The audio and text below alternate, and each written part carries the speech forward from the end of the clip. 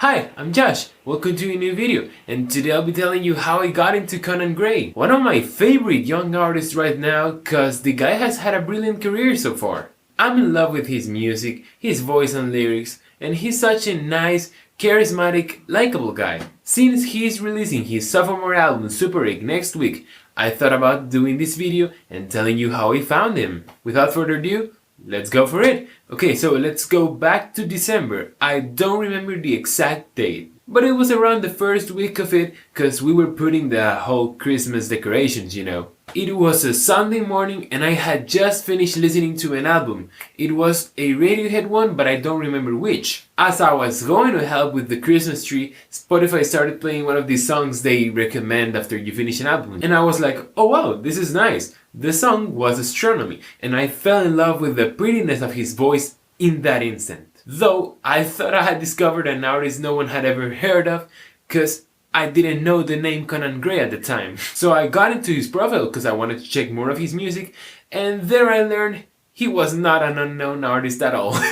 But nevertheless, I went to listen to Kid Crow and I fell in love with it. In one listen, that album became one of my favorites. Definitely top 30, maybe top 20, because it has a lot of cool, interesting ideas very well put together in each of the songs. They are all very unique and different to each other, but they feel connected by the style and sound Conan and this album have. You will go from Fight or Flight, a song that goes kind of up and down from bangy rock moments to chill laid-back sections, to emotional heartbreaking tracks like The Cut That Always Bleeds or calm storytelling in the story. There's variety, and it ends up being a really fresh, fun album. As a singer, Conan is amazing. It's crazy how much of his charisma and emotion he puts into his singing. Plus he sings great, such a good controlling way to use his voice. You'll fall in love with it, whether it's in nice cuts like Comfort Crowd, or the ones that make you dance like Maniac, or the emotional ones like Heather. He really has a lot of versatility he knows how to use in an excellent way. And his lyrics are amazing. His storytelling, as I mentioned before,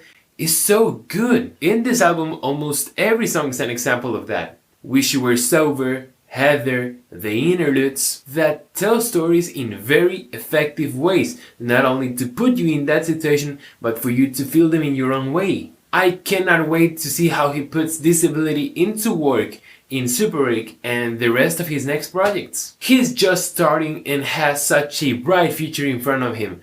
I'm so excited to see how he keeps developing through his career.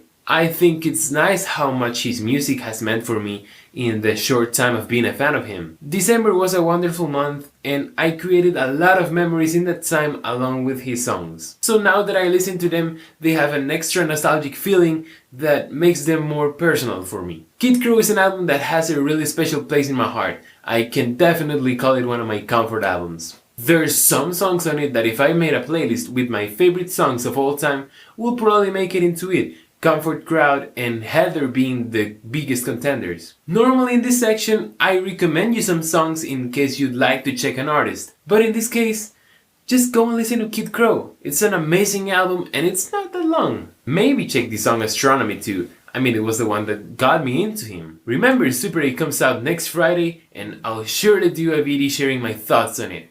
So yeah, as always, I hope you enjoyed watching. If you did, leave a like and subscribe. Don't forget to check my first album, Dying Woods, if you haven't yet. It's available everywhere, but you have the Spotify link in the description for you to go check it. I'd really appreciate if you do. Thanks for watching, and I'll see you next time. I've been waiting for years, hoping there's still a chance that you'll come visiting someday. Don't care if the cars are rusty, the wall is black, you can still pretend it's fun to live for a last.